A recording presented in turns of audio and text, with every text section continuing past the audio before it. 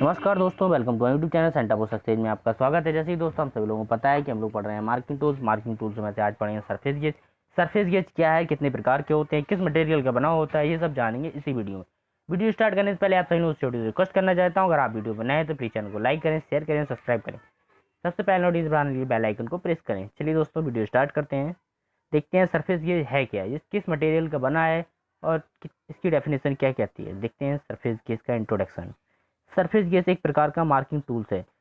ठीक है, ये सरफेस गेज एक प्रकार का मार्किंग टूल्स है जिसके साथ दो सिरे वाला स्क्राइबर लगा रहता है। इस स्क्राइबर को एक सिरा दूसरा तथा एक सिरा और दूसरा सिरा 90 अंश में मुड़ा रहता है। मतलब इस स्क्राइबर होता है, जो इस स्क्राइबर में दो सिरे लगे होते हैं। ठीक है, जो लाइन खींचने वाले स्क्राइबर लगे रहते हैं, जो एक 90 अंश में मुड़ा रहता है और एक स्ट्रेट में रहता है। ठीक है, सरफेस गेज को मार्किंग ब्लॉक और स्क्राइबिंग ब्लॉक भी कहते हैं। यानी सरफेस गेज के दो अन्य नाम भी होते हैं, जो मार्किंग ब्लॉक और स्क्राइबिंग ब्लॉक भी कहते हैं इसको। टाइप्स, ये कितने प्रकार के होते हैं, ये निम्नलिखित प्रकार के सरफेस गेज प्रयोग में लाए जाते हैं। पहला देखते हैं फिक्स सरफेस गेज। इसकी डेफिनेशन क्या कहती है, देखते हैं। इस प्रकार के सरफेस गेज में एक गोलाकार या चौरस आकार का बेस होता है। सॉरी दोस्तों, चौरस नहीं लिखना था, चौकोर होना चाहिए था, आयत के आकार का। ठीक है, इस प्रकार के सरफेस गेज में एक गोलाकार या चौकोर आकार का बेस होता है जिसके साथ एक स्थायी रूप से पिलर जुड़ा रहता है। मतलब इसमें जो एक पिलर रहता है वो स्थायी रूप से जुड़ा रहता है, या उसको, ठीक है, या तो इसको चूड़ी की सहायता से जोड़ा जाता है, मतलब फिक्स रहता है, वो उसे हटाया नहीं जा सकता है। ठीक है, या तो वो चूड़ी की सहायता से कस दिया जाएगा या तो वो फिक्स होगा वेल्डिंग के साथ। ठीक है, इस पर साइज खोलने या लेने के लिए, ठीक है, साइज खोलने के लिए स्लाइडिंग नट की सहायता से स्क्राइबर को अंदर से ऊपर नीचे करके साइज को खोला जाता है। इसके द्वारा शुद्धता से माप खोलने के लिए कठिनाइयाँ होती हैं। मतलब इसको स्लाइडिंग नट के द्वारा इसको ऊपर नीचे करना पड़ता है और इसका पिलर जो रहता है वो फिक्स रहता है, इसलिए जी थोड़ी कठिनाइयाँ इसमें ज़्यादा होती हैं, इसलिए इसका प्रयोग वर्कशॉप में कम किया जाता है। ठीक है, अब देखते हैं दूसरा वाला यूनिवर्सल सरफेस गेज क्या है, ये इस पर कैसे यूज करते हैं, देखते हैं। यूनिवर्सल सरफेस गेज की डेफिनेशन क्या है। इस प्रकार के सरफेस गेज में फिलर सरफेस गेज के बेस के साथ प्रत्यक्ष रूप से नहीं जुड़ा रहता है, बल्कि एक रॉक अलार्म के साथ जुड़ा रहता है। मतलब एक रॉक अलार्म लगा होता है, उसके साथ जुड़ा रहता है, जिसका संबंध बेस से होता है, जिसका संबंध सीधा बेस पिलर से होता है। ठीक है, इस प्रकार के सरफेस गेज को आसानी से संयोजित या एडजस्ट किया जा सकता है। सरफेस गेज को आसानी से एडजस्ट किया जा सकता है अपने अकॉर्डिंग, और इनमें फाइन एडजस्टिंग स्क्रू का प्रबंध होने से, मतलब इनका जो फाइन एडजस्टिंग स्क्रू का प्रबंध होने के कारण इसके द्वारा 1 या 12 मिलीमीटर तक की छोटी से छोटी मापों को भी सेट किया जा सकता है। मतलब छोटी से छोटी माप इससे एडजस्ट किया जा सकता है, सेट किया जा सकता है इस स्क्राइबर से, यूनिवर्सल स्क्राइबर से। देखते हैं और इसके आगे कहते हैं।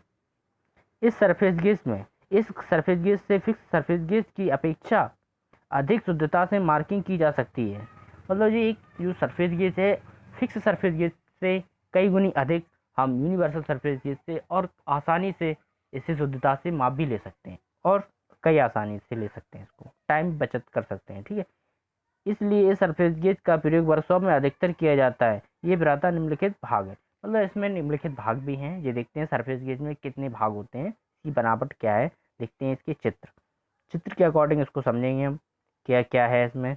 देखिएगा, ये पोस्ट होगा, स्टार्ट, ये देखिएगा ये आपका पिलर है। ठीक है, नीचे देखिएगा ये आपका बेस है, ये पिलर पैन है, फाइन एडजस्टिंग स्क्रू लगा हुआ है ये साइड से। आशा करता हूँ दोस्तों आप लोगों को फिगर समझ में आ रहा होगा। देखिएगा, आप फिगर से पढ़ेंगे तो क्लियर हो जाएगा। अभी इसके पार्ट्स भी पढ़ेंगे, कौन कौन से पार्ट्स हैं, बेस किस मटेरियल का बना होता है, पिलर किस मटेरियल का बना होता है, ये सब जानेंगे। आप फिगर पहले पढ़ लीजिएगा, फिगर देखिएगा। आशा करता हूँ आप लोगों को समझ में आ गया होगा। चलिए दोस्तों, अब देखते हैं इसकी बनावट में पहला देखते हैं बेस किस मटेरियल का बना है। ठीक है, इसका क्या यूज है, देखते हैं। यह सरफेस गेज लिखा है। यह सरफेस गेज का सबसे नीचे का भाग होता है, जो आपने देखा है चित्र में, यह सबसे नीचे का भाग होता है, जिसके ऊपर रॉक अलार्म और गाइड पिन फिट रहती है। यह प्रायतः कास्ट आयरन का बनाया जाता है। इसका मटेरियल होता है जो बेस का जो कास्ट आयरन का बना रहता है। इसमें देखते हैं पार्ट्स कौन कौन से ऐड रहते हैं इसमें। रॉक अलार्म, इसमें रॉक अलार्म और गाइड पिन भी सेट रहती हैं, इसी में एडजस्ट रहती हैं। ठीक है, अब देखते हैं पिलर। इसकी पिलर किस मटेरियल का बना है। यह प्रायतः माइल्ड स्टील का बना होता है और यह कास्ट केस हाइड कर दिया जाता है। यह रॉक अलार्म के साथ जुड़ा रहता है, यानी जिसका जो मटेरियल है वो माइल्ड स्टील का बना होता है और उसको केस हाइड कर दिया जाता है। ठीक है, और इसको क्या है, रॉक अलार्म के साथ जुड़ा रहता है ये। ठीक है, और देखते हैं ये तीसरा वाला पॉइंट देखते हैं, स्क्राइबर। स्क्राइबर ये किस मटेरियल का बना हुआ है। Scriber hard carbon high carbon steel से बना होता है। इसके पॉइंट को हार्ड बार टेम्पर कर दिया जाता है। इसके जो टेम्पर होता है उसको हार्ड बार टेम्पर कर दिया जाता है। इसका प्रयोग लाइनें खींचने के लिए किया जाता है। स्क्राइबर का यूज वहाँ किया जाता है, जैसे किसी लाइन खींचनी है तो जो पिन लगी होती है जो आगे, उसको स्क्राइबर कहते हैं। ठीक है, उस स्क्राइबर का प्रयोग किया जाता है। ठीक है, किस मटेरियल का बना होता है देख लीजिएगा, कई बार क्वेश्चन पूछा जाता है स्क्राइबर किस मटेरियल का बना होता है, तो हाई कार्बन स्टील का बना होता है। इसके पॉइंट को हार्ड व टेम्पर कर दिया जाता है। ठीक है, अब देखते हैं स्क्राइबर नंग। स्क्राइबर नंग देखते हैं ये क्या है। यह पिलर ऊपर और नीचे स्लाइडिंग कर सकता है, यानी जो स्क्राइबर नंग लगा रहता है जो पिलर के साथ लगा होता है, इसको ऊपर नीचे सरकाया जा सकता है। ठीक है, अब देखते हैं रॉक अलार्म ही है। ठीक है, रॉक यह प्रायतः बेस पर बने हुए खांचे में स्क्रू व स्प्रिंग की सहायता से जुड़ा रहता है। जो रॉक होता है जो बेस पर, जो आपने देखा था बेस कास्ट, ठीक है, कास्ट आयरन का बना था, उसी के बेस पे बना रहता है, बने हुए खांचे में स्क्रू स्प्रिंग की सहायता से जुड़ा रहता है। ठीक है, और देखते हैं रॉक एडजस्टिंग स्क्रू। प्रायतः रॉक अलार्म के साथ जुड़ा हुआ रहता है, जिसका प्रयोग फाइन एडजस्टिंग के लिए किया जाता है। मतलब इसको जो रीडिंग है इसको फाइन एडजस्टिंग करने के लिए किया जाता है रॉक अलार्म का प्रयोग। ठीक है, अब देखते हैं पिलर लॉक नट। पिलर में एक नट लगा रहता है जिसे लॉक नट कहते हैं। ठीक है, उसको देखते हैं। प्रायतः यह और रॉक अलार्म के साथ रहता है, ये रॉक अलार्म के साथ लगा रहता है, जिसका प्रयोग पिलर को क्लैम्प करने के लिए किया जाता है। ठीक है, पिलर को क्लैम्प करने के लिए किया जाता है। इसकी सहायता से पिलर को किसी भी कोण में मार्किंग टून 7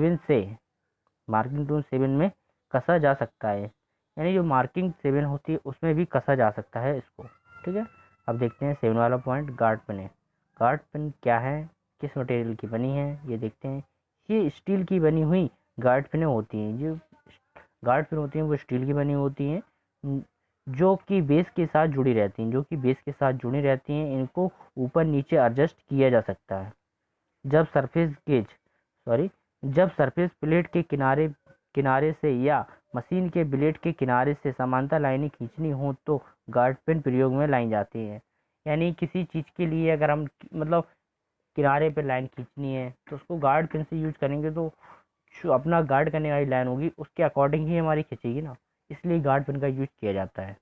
ठीक है, अब देखते हैं इसका इसका प्रयोग कैसे करते हैं, क्या इसका प्रयोग है देखते हैं। सरफेस गेज का प्रयोग समांतर और सीधी लाइनें खींचने के लिए किया जाता है। मतलब स्ट्रेट लाइन खींचने के लिए सरफेस गेज का प्रयोग किया जाता है। देखते हैं सेकंड वाला पॉइंट, इसका प्रयोग समांतर साइडों को चेक करने के लिए भी किया जाता है, यानी कि समांतर जो लाइनें हैं उनको भी चेक करने के लिए किया जाता है सरफेस गेज का प्रयोग। ठीक है, देखते हैं तीसरा वाला पॉइंट, इसका प्रयोग लेथ मशीन पर फोर्ज जो चक्र होता है, इसलिए देखते हैं तीसरा वाला पॉइंट फिर से। इसका प्रयोग लेथ मशीन पर फोर्जो चक्र में जॉब को सेंटर में बांधते समय भी किया जाता है। यानी सरफेस गेज होता है, इसका प्रयोग जो लेथ मशीन होती है, लेथ मशीन पे जो चक्र लगा होता है उसको सेंटर में बांधने के लिए भी सरफेस गेज की सहायता से करते हैं, इसका प्रयोग कर सकते हैं। ठीक है, अब